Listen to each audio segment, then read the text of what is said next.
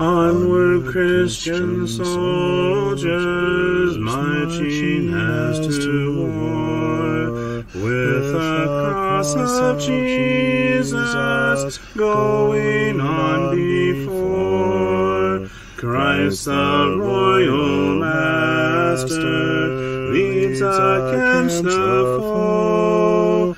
Forward into battle, see his banners go. Onward, Christian soldiers, marching as to war, with the cross of Jesus going on before. Oh, for a faith that will not shrink, though pressed by every foe, that will not tremble on the brink of any earthly woe, that will not murmur or complain beneath a chastening rod, but in the hour of grief or pain will lean upon its God. A faith that shines more bright and clear when tempests rage without, that when in danger knows no fear, in darkness feels no doubt. Lord, give us such a faith as this, and then whatever may come, we'll taste and hear the hallowed bliss of an eternal home. A charge to keep I have, a God to glorify, a never-dying soul to save, and fitted for the sky, to serve the present age, my calling to fulfill. Oh, may it all my powers engage to do my Master's will. Arm me with jealous care, as in thy sight to live, and O thy servant, Lord, prepare a strict account to give. Help me to watch and pray, and on thyself rely. Assured if I my trust betray, I shall forever die. Rise up, O men of God, have done with lesser things. Give heart and mind and soul and strength to serve the King of Kings. Rise up, O men of God, his kingdom tarries long. Bring in the day of brotherhood and end the night of wrong. Rise up, O men of God, the church for you doth wait. Her strength unequal to her task, rise up and make her great. Lift high the cross of Christ, tread where his feet have trod. As brothers of the Son of Man, rise up, O men of God.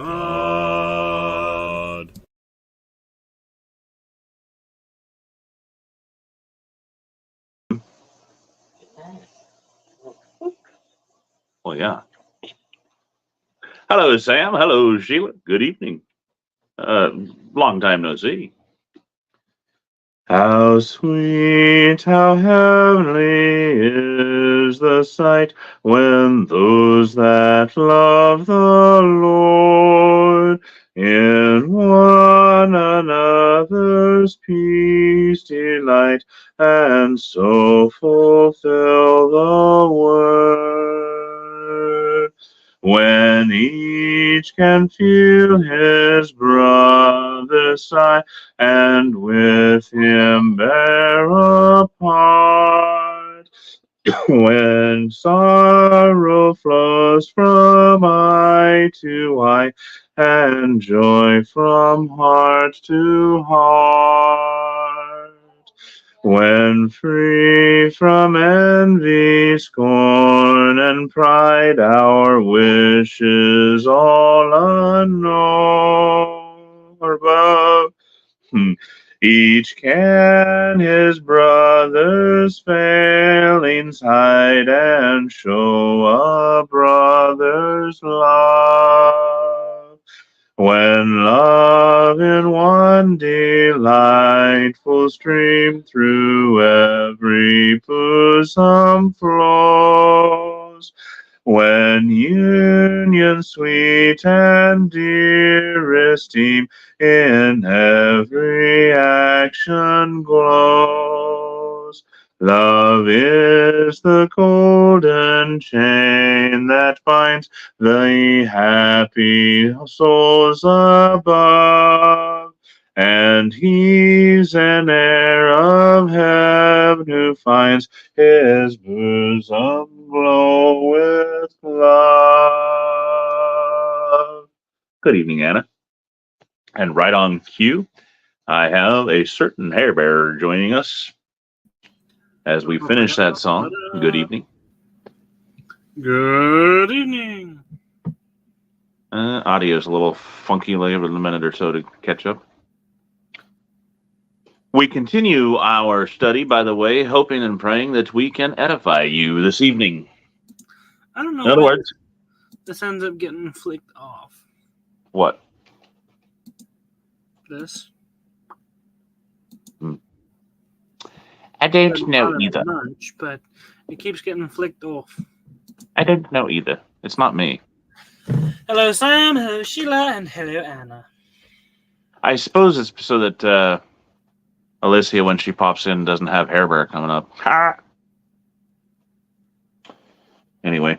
I don't know. Hi, Reba. We need the... hello, Reba. Need the E sword up here. Mm-hmm. And again, I should actually start off my catchphrase, the normal thing. Let's edify one another, shall we? We continue our study of 2 Peter chapter 1. We're winding down on verses 1 through 11. Well, actually about a little over halfway through, I guess. As we pick up in verse 7. We discussed last week how that as we have given every ounce of our being, devoted every ounce of energy to add to our faith moral excellence, and to moral excellence we have moral wisdom. Wisdom, thank you.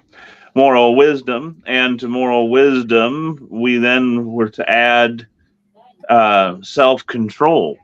That wisdom which guides our ability to control ourselves. And that self-control leads to patience in the face of everything that we go through. That patience then helps us along our path as we live like God. I mean, after all, God is the ultimate definition of patience. Having been patient with us in our sins, and we can see multiple ways throughout the entire history in the Bible that God has been patient with people, especially the kingdom of Israel, or I should say the nation of Israel. One of the definitions we looked at for patience was basically enduring through suffering. which makes sense when you look at long suffering. God is very long suffering. He suffers and endures our foolishness for a long time. And so we wanted to live like God wants us to live according to the commandments, which is, that God likeness. And so now we turn our attention to verse 7, which is that to living according to God's commandments, we are to add brotherly kindness. Ooh. Ooh, what? Brotherly kindness? Yes. Ideas kind of tumbling through my coffee filter of a brain.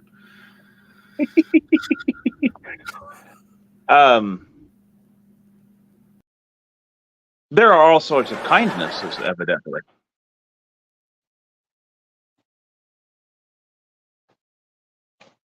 We can have kindness of humans toward animals. We can have kindness of master towards servants, or towards employer towards employees. We can have a kindness towards just general kindness in all things. But why the apple? Why the I was going to say appellate. Why the description brotherly kindness?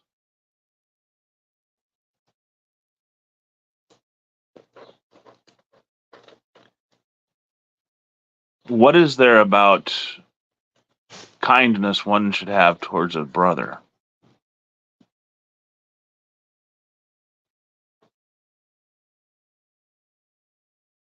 Shay is wildly swinging his cursor around while he's not here.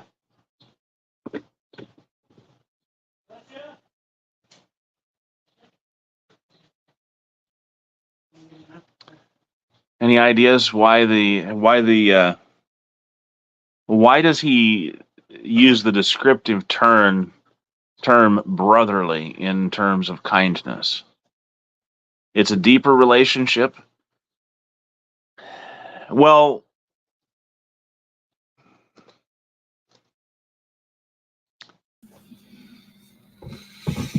if we go with the kindness, I'm not sure if we can really term Sam husband and wife. That is a relationship, but and we should definitely be kind towards our spouses. It takes a certain level of kindness. But I don't think it's the same. I rarely ever hear spousal kindness.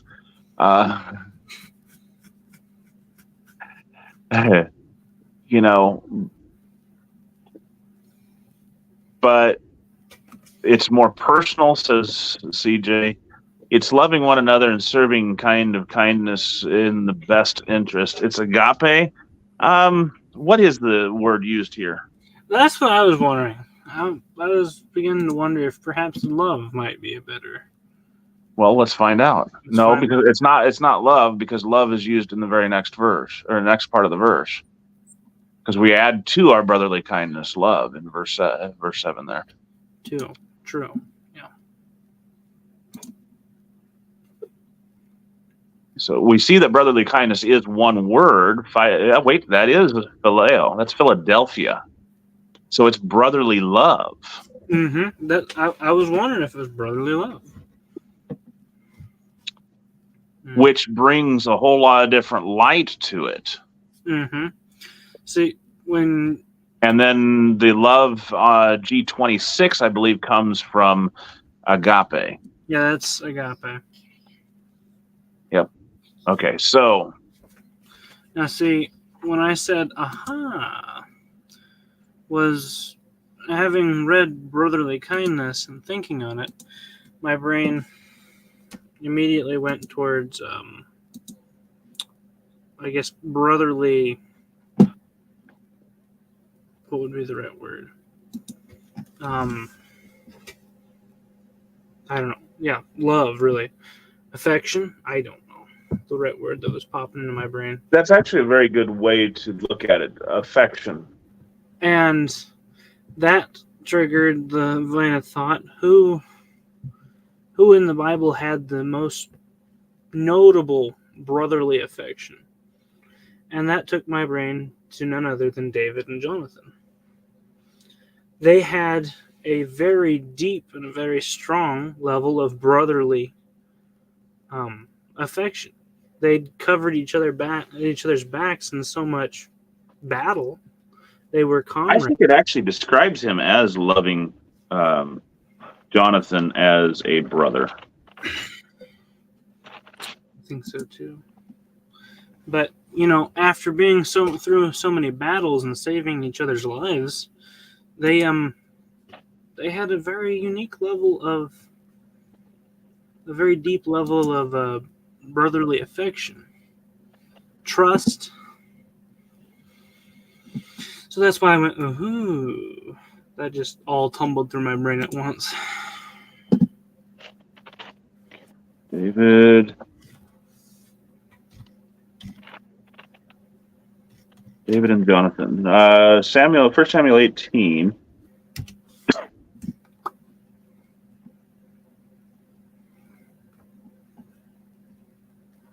Verse 1. And through we can say verse 3.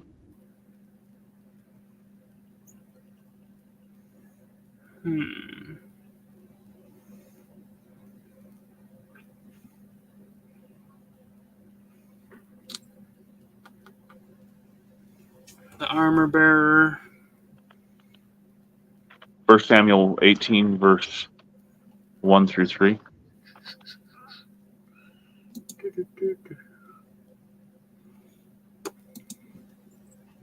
One through 3. Mm-hmm. And it came to pass, when he had made an end of speaking unto Saul, that the soul of Jonathan was knit with the soul of David, and Jonathan loved him as his own soul.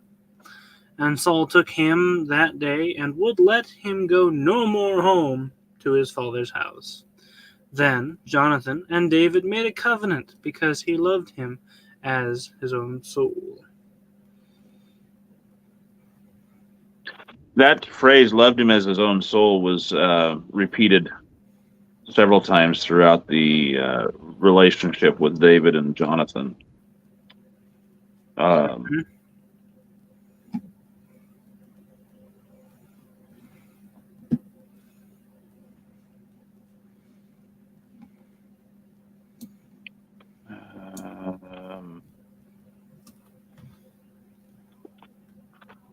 Or he used it again in 1 Samuel 20 and verse 17. Verse 17. What? Where? 1 Samuel 20, verse 17. Let me scoot that out of my way. That did not help at all.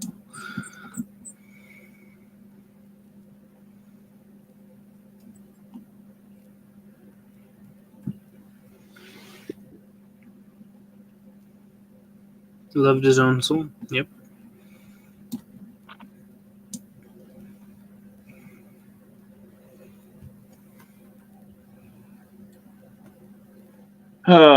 So yeah. I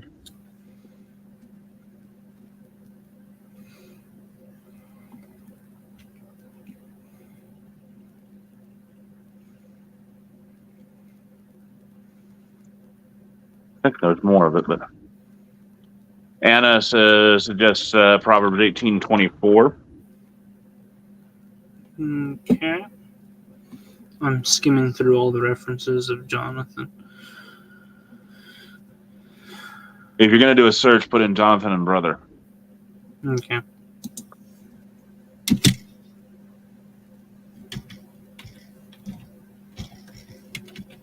Negative. Oh, no.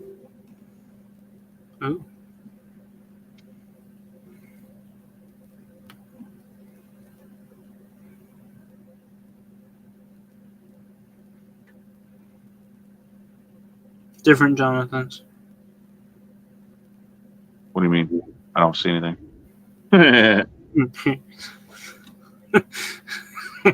Okay. We have.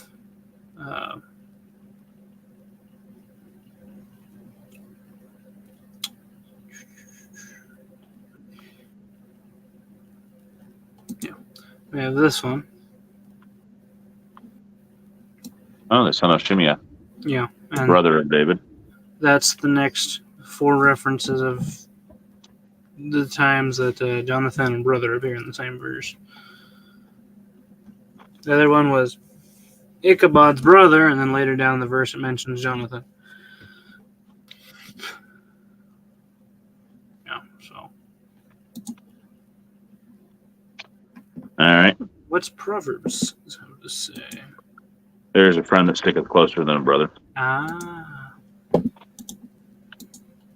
Yep. You have to show. If you want friends, you have to be friendly.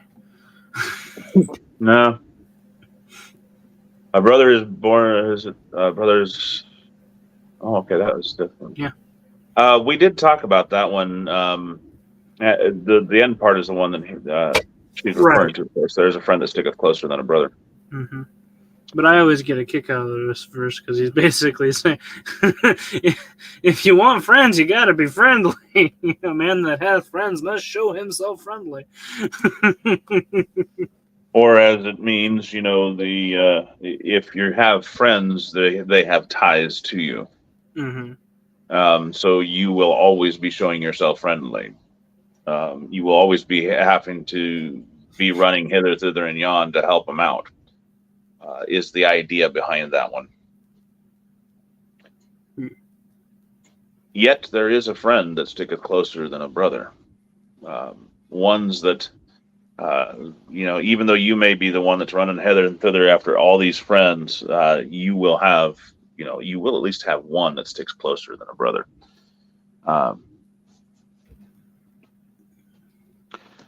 If you have a friend like that, the one that is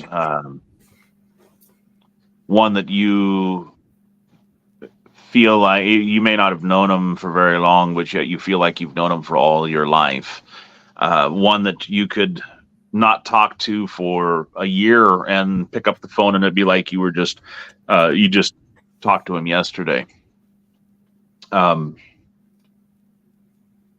you have a true friend. One that you could say, "Hey, I need some help," and immediately they'd be there. And if they were to call you up and say, "Hey, I need some help," you'd be right there for them too. Mm-hmm. You have that friend that sticketh closer, and you are that friend that sticketh closer than a brother. But we must add to our godliness that brotherly affection, that same. We must develop the same level of love that Jonathan had for David and David had for Jonathan.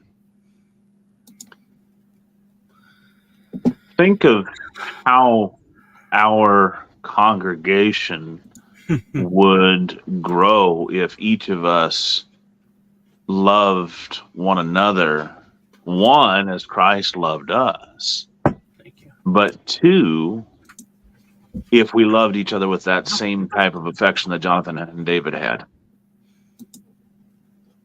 Just love clicking wrong button.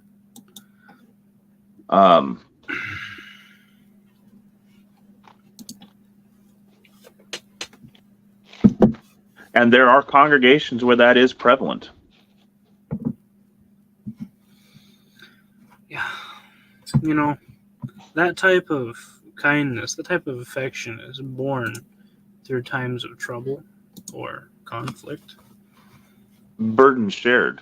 Mm-hmm. Sharing burdens. Have you put this on your scroll before I forget it? Yeah, I just did. Okay. I clicked the wrong button and went to wherever one was previously scrolled. It was like, no. Yeah. But yeah, it's a affection that is born through having each other's back, through saving each other's hide, lives, etc. I like looking at Romans 12. It's probably my favorite chapter in the New Testament. My favorite book is James, by the way, but my favorite chapter is Romans 12.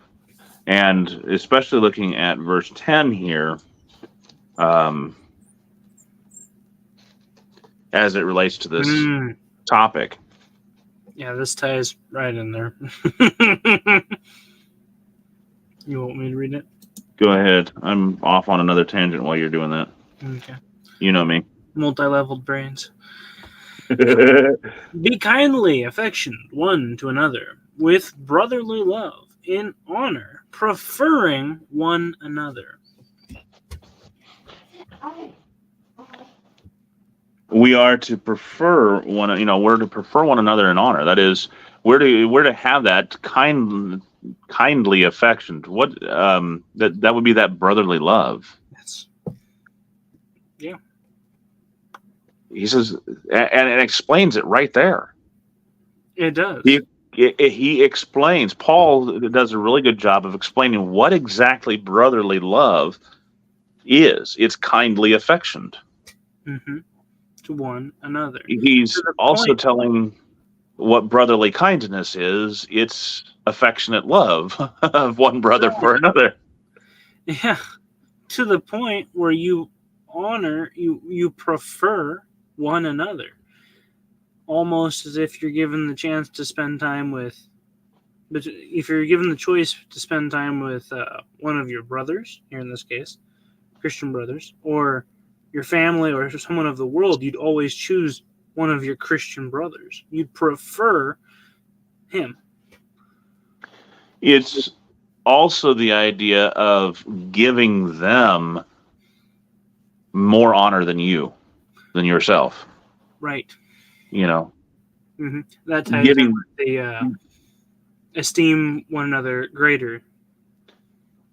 Yeah, giving them the preference. Mm-hmm. It absolutely is much more than just saying hi, Sam. Hi. Yeah. Hi, Sam. Hi, Sam.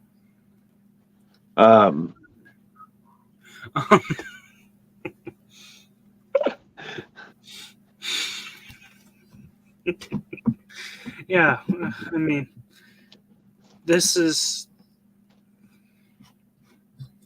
very special type of affection, a very special relationship. And the really cool thing is that when we look at brotherly love, look at brotherly kindness, which Peter tells us to add to our godliness. Yeah. It's the same word as what we get for our city of brotherly love, Philadelphia. Yeah. Mm-hmm. And that's really cool. Who settled Philadelphia? Quakers. Sam.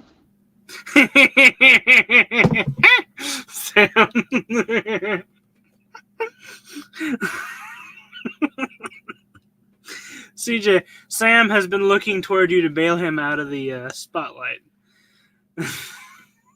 He was hoping that you would come in and take the attention off of him in the previous stream.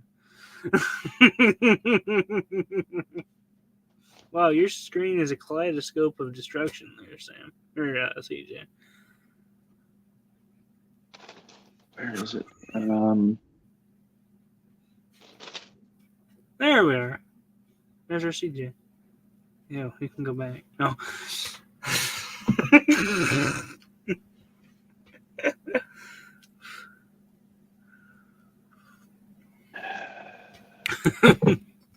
Another example of a brother who had brotherly love for others, for his Christian brethren, is found in Philippians chapter 2, verses 25 through 30.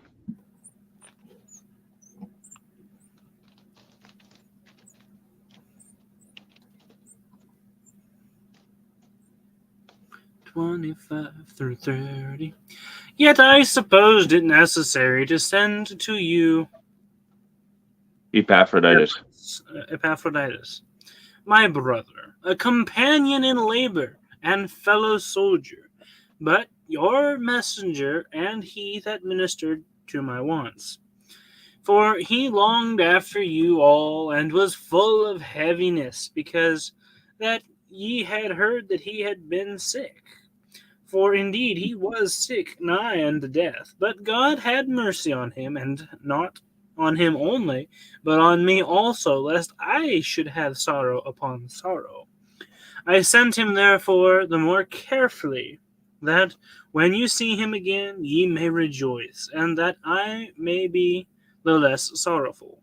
Receive him therefore in the Lord with all gladness, and hold such in reputation.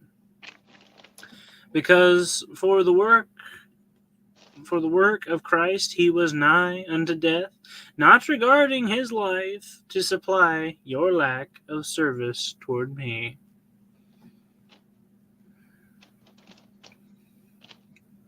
So we see that, he longed after them. He had that brotherly kindness toward his fellow Christians there in Philippi, where he'd come from, by the way. They had sent him to help out Paul to carry their gift to him, and yet he stayed there helping Paul and ended up getting overworked and sick because he longed to be of service. Right, I was going to say he spent a lot of time doing Christ work, not regarding his life, or his health. And so he got sick doing God's work. Yeah. And to the point of death, and Paul had to basically restrain him and put him on sick rest there. And then, he sent him back to Philippi so that they could be refreshed because they'd heard about how sick he was. Mm-hmm. Go ahead. What was it? He was full of heaviness because they had heard that he had been sick. He wasn't full of sadness that he was sick. It was sadness that he had burdened them with the news that he was sick. He is esteeming them above himself in that regard. Oh man, they heard about that. He didn't want them worrying after him. And he was looking more toward their condition than his. Right. I like the description Paul gives of him. His brother, companion in labor, and fellow soldier. There, once again, there's that affection grown in difficulty, in sharing burdens, companion in labor, and through combat, fellow soldier. I'm having difficulty finding the passage I'm looking for. I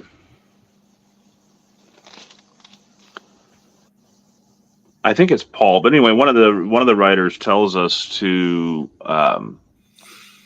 look out every man upon not our own stuff, our own business, as it were, but upon others, our brothers. That was one of Ezra's memory verses. Look not on thine own ways, but on the paths of others. That's right here in Philippians 2:3. 2:3. Thank you. Oh, well, see, it ties right in. 2:3. Well, No, that's theme. That's not what I'm looking for. No. No. 3 and 4. Okay, yeah, there it is. 4. Look not every man on his own things, but every man also on the things of others. Man, I glazed right over that even when I said, no, that's not it. I read right over that. Wow. Talk about blind. Thanks, TJ. Don't be so quick to dismiss me next time. Well, it wasn't 2-3, so there It you was go. not 2-3. Okay, and you guys are like, But I literally read 4, and it was not registering. It did That was not read the way exactly it what. was No, it, Been there, done that. That doesn't read right. we're not to. Paul tells the Philippians that look not every man on his own things. That is, he's not telling us to go around being busybodies. And to forget forget our own business and forget to take care of what we need to take care of. But rather, we are to be looking out for each other. Yeah. And See that's to what the brotherly needs of kindness others. is. See to the needs of others. Notice that he had just said, let nothing be done through strife or vainglory, out of envy, out of desire for personal gain. Yeah. Fame. Or out of a desire to argue and fuss and fight, but rather in lowliness of mind. That's humility. Let each esteem the other better than themselves, in honor preferring one another, as he said in Romans 12, verse 10.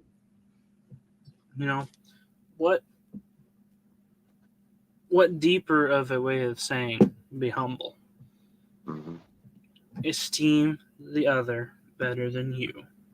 Put yourself at their feet. And then look, and 4 is the very definition of agape love, is looking out for each other, having the caring concern for the well-being of another. Really, he's saying don't be selfish. Look not on your own things. Don't be selfish, but care for others. And so, as we look at the brotherly love and looking at and trying to care for one another or be affectionate toward one another, we often talk about how love is not an emotion, it's a decision. Yet the world defines love as emotion. We fall in love, when in reality what they're meaning is we fall in lust. It's viewed upon as a feeling. It is. And what this is saying, what Paul is saying, what Jesus has said, there is a time and a place for emotion within the bounds of our decision making. We decide that we want to look out for everyone's well-being, and that means for each other's well-being, and that means that we must be affectionate toward one another. We're not robots. There was a group who tried to essentially cast out every feeling within their religion, and we know them as one of the founding groups of America, the Puritans. Now, they had their own sets of feelings, and they were allowed to express them behind closed doors. But there was no affection allowed out in public. They had their own games and things, and fun, but I don't want to negate that. But they were a very rigid and staid people, who tried to limit as much feeling in their life, public and social life, as they could. Yet Jesus says we need to have agape love, but we also need to have phileo love. And when you look at 1 Corinthians 13, 1 through 3, it kind of puts that all in perspective. 1 Corinthians. Yeah, we're going through 1 Corinthians 1 through 3 and Devo too. I see. Being of lowliness of mind, 13. esteeming each other better. It's an attitude. It's a decision. It's 1 not a through feeling. 1 through 3. Mm-hmm. Though I speak with the tongues of men and of angels, and have not charity, I am become as sounding brass or a tinkling cymbal. And though I have the gift of prophecy and understanding all mysteries and all knowledge, and though I have all faith, so that I could remove mountains, and have not charity, I am nothing. And though I bestow all my goods to feed the poor, and though I give my body to be burned, and have not charity, it profiteth me nothing. He says, even though I have the wherewithal to declare the word of God, I speak with tongues and of men and of angels. I have the ability to express God to everyone. Mm-hmm. If I don't do it with love, I'm just noise. Just noise. He says, if I have all of these gifts and knowledge, but I don't have love, I have no purpose. Even faith. In another way, you could also say, even if I have the best of intentions, but if I do not have love, if love is not a part of it, I have no purpose. It's empty.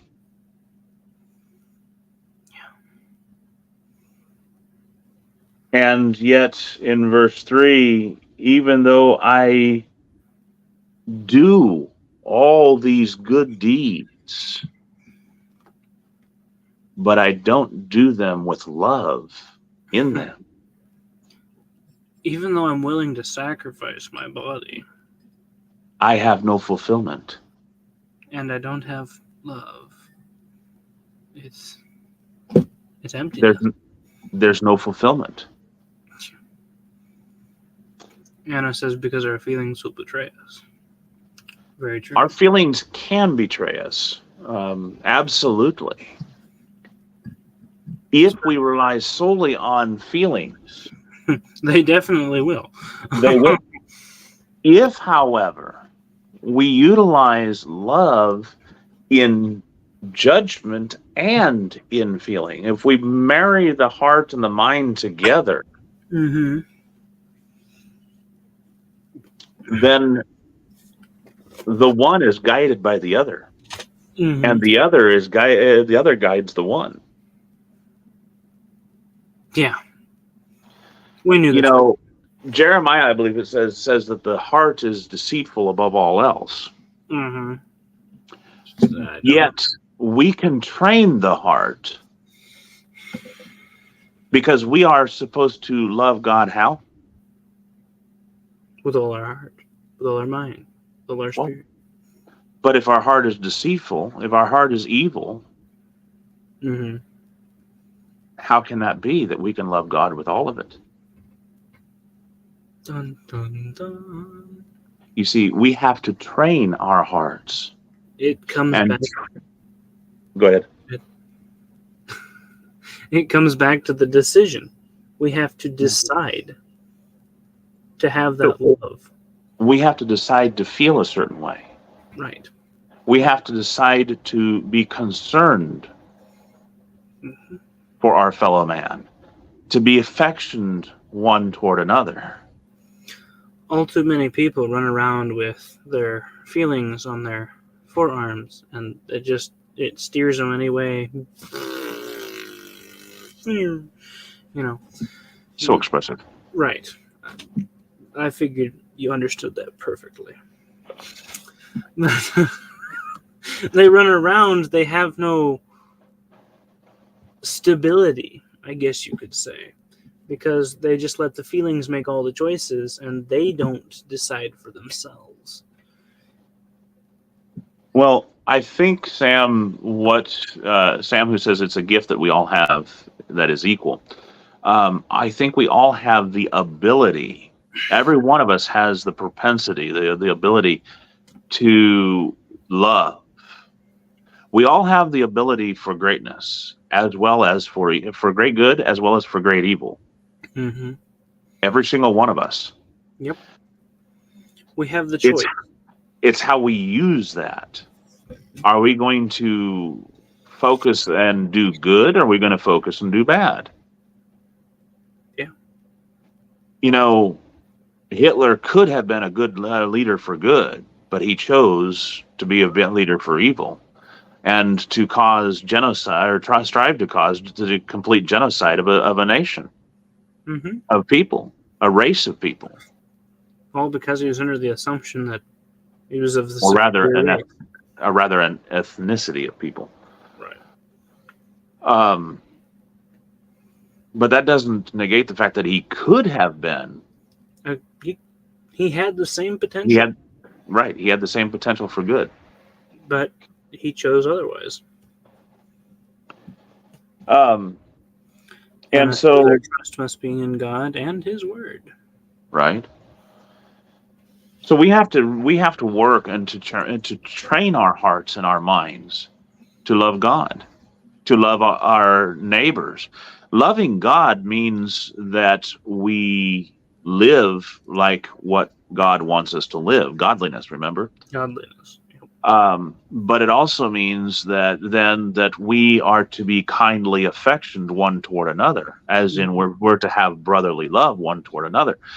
And that is evident by what is the second greatest commandment, which Love your is, neighbor as yourself. and we can find that in Matthew Yeah. chapter 20. You know, when he uses the description as sounding brass or a tinkling cymbal. Go ahead, CJ. You're going to give the reference. I think it's Matthew 22. You are correct. I was just getting there. Matthew 22 and verse 37, 36 through 36 through 40. And you said it's just noise. It made me immediately think of Shua in the backyard with the golf clubs and pans. It's just noise. It means nothing. Wham, wham, wham, wham, wham. She had a gift, all right. We all go through a violent phase. 37, 36, please. That's what I tell Larry. Yeah, I know. She's just going through her violent phase. I've been there, done that. 36. 36.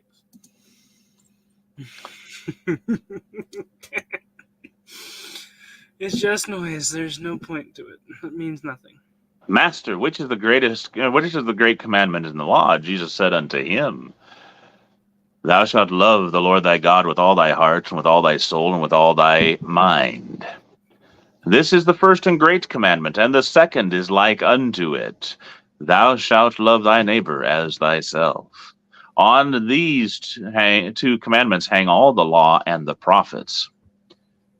So the first and greatest commandment is thou shalt love the Lord thy God with all thy heart, the center of emotions, with all thy soul, the center of your spiritual being, and with all thy mind, the center of your thoughts and your intents, your decision making. It's a choice. Thou shalt. Yeah. This is something you have to decide to do, or you're commanded to do, but you are commanded. You're commanded to do it. It's not something that you feel.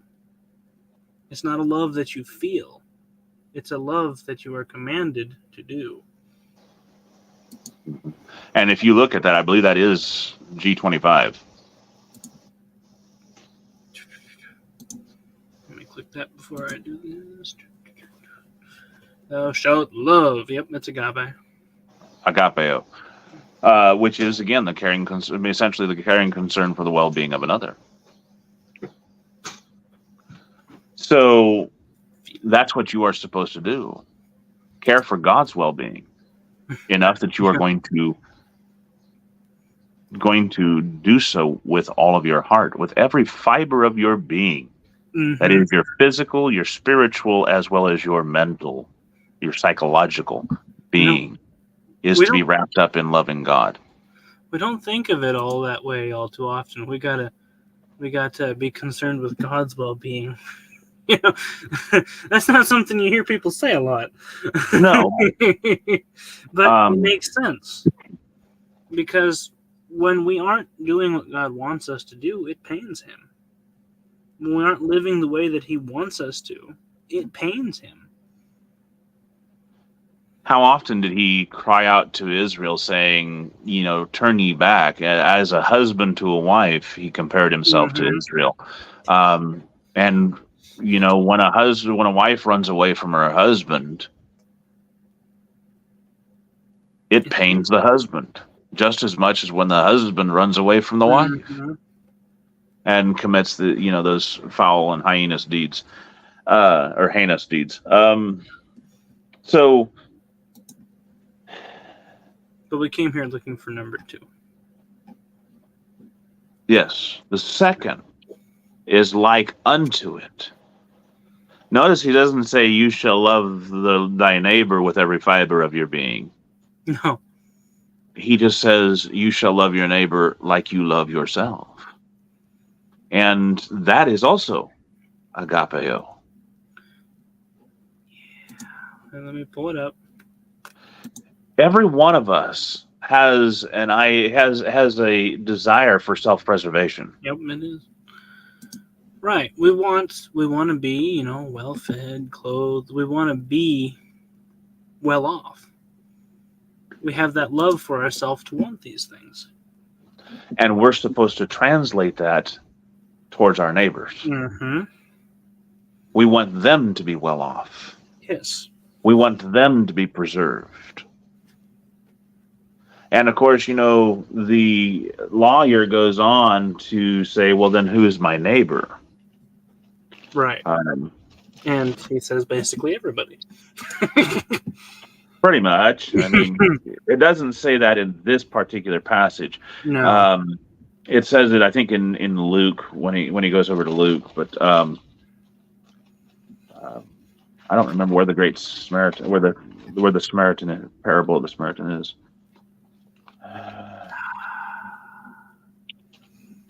But love thy neighbor as thyself. That also keys back to the same love that David and Jonathan had.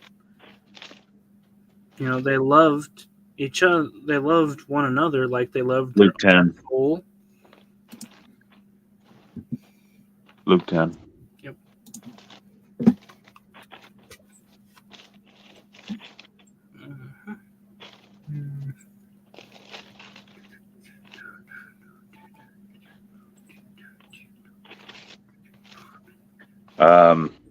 Whoops, gotta go over there. And that begins in when a certain lawyer stood up to tempt him, asking, what shall I do to inherit eternal life? He says, what's written in the law, and how readest thou? Verse 25 and 26. The lawyer answers and said, you shall love the Lord your God with all your heart, with all your soul, with all your strength, with all your mind, and thy neighbor as thyself. So he already parrots the 2 greatest commandments. Jesus says, you have rightly said, this do and you shall live. But he wanted to justify himself and said, well, then who is my neighbor? And Jesus goes into the example of the Samaritan, Good Samaritan. Right. Which one of these guys was his neighbor? Verse 36. Which now of these three thinkest thou was neighbor to him that fell among the thieves? He that showeth mercy on him. Go, do likewise. Basically everyone. If you show them kindness, they're your neighbor. If they show you kindness, they're your neighbor. Pretty much. Even if they don't, they're your neighbor. You're supposed to show him kindness. So there you go. He's your neighbor. Congratulations. And that's also borne out in the day of judgment that Jesus prophesied in Matthew chapter 25, verse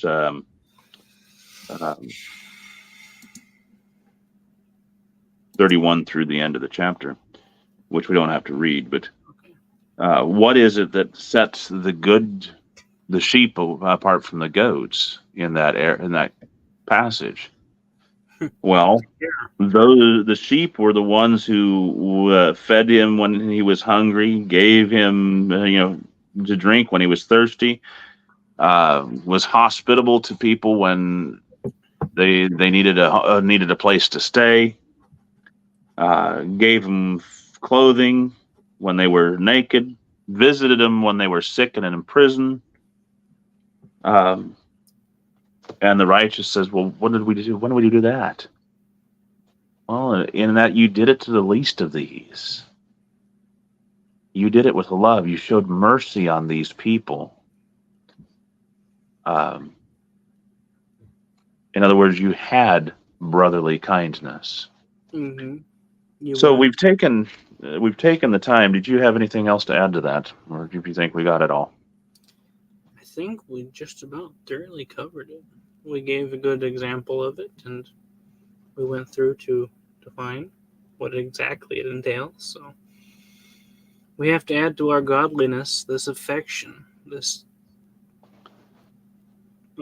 level of love for each other.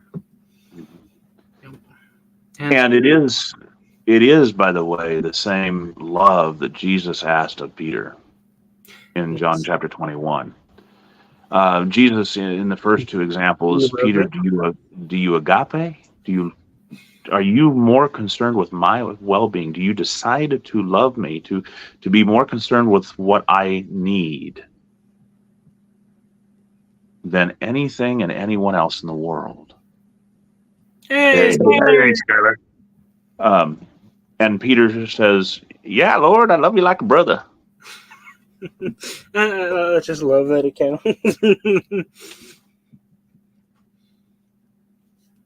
And Jesus repeats himself, and then Peter repeats himself.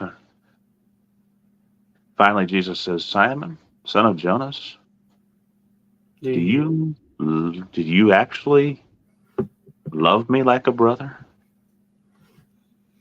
Do you have that brotherly affection for me? Peter's like, I just got done saying it 3 times, Lord. Or 2 times. Yes, I love you like a brother. Now, I'm of course kind of paraphrasing, but you see him being grieved. He's frustrated. He's throwing his hands up like, why do you keep asking me this question? What other answer am I supposed to give you? But you notice what Jesus says in all 3 cases. If you care for me above all else, you will do what? If you will feed my sheep. Feed my sheep. If you love me like a brother, what are you going to do? Feed my sheep. Feed my sheep. When we look after one another's best interest, when we are kindly affectioned one toward another, we are going to be doing what it takes to make sure that our brother is sustained spiritually and or physically. Wow, Amos came in awful quiet on that one. Wow, I'm surprised he didn't, just rev up the... He didn't wrap it up. I didn't hear him coming down the road. He must be... Didn't hear him at all. I just heard him, just barely 2 seconds worth as he come up the driveway. Wow.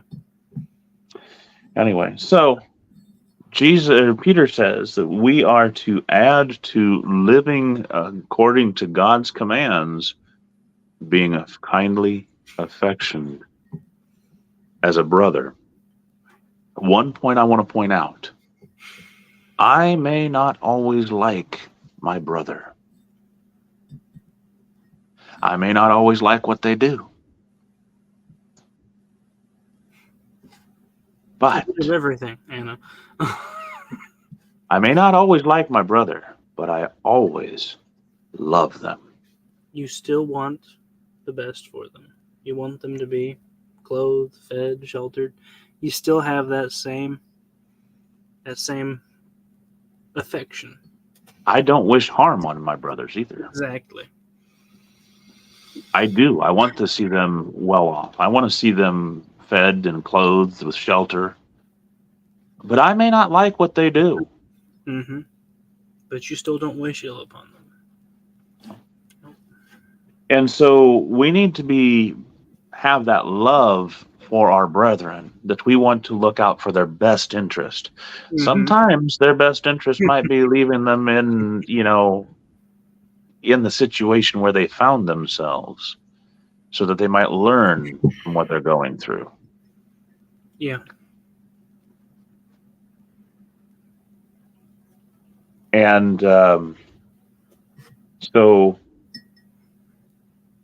Sam, that's not Amos. No. You don't know Amos. No. No. No. Whenever he enters a location, he has to make sure that his presence has been announced thoroughly. Doesn't matter where he's at.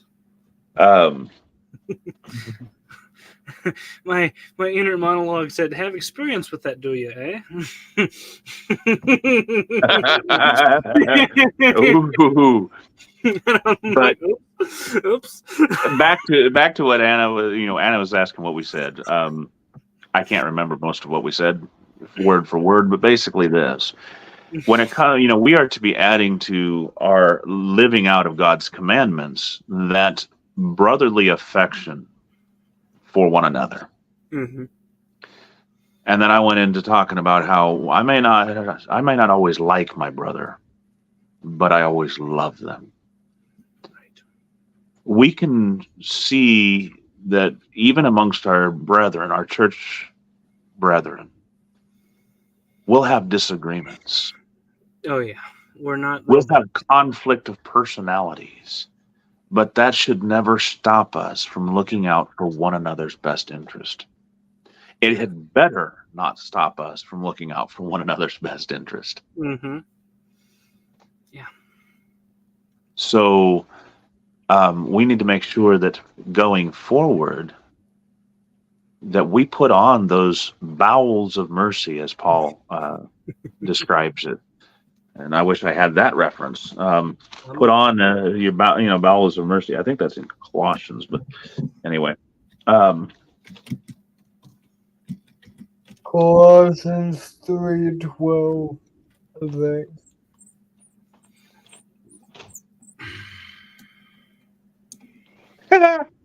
Thank you, CJ. Exactly.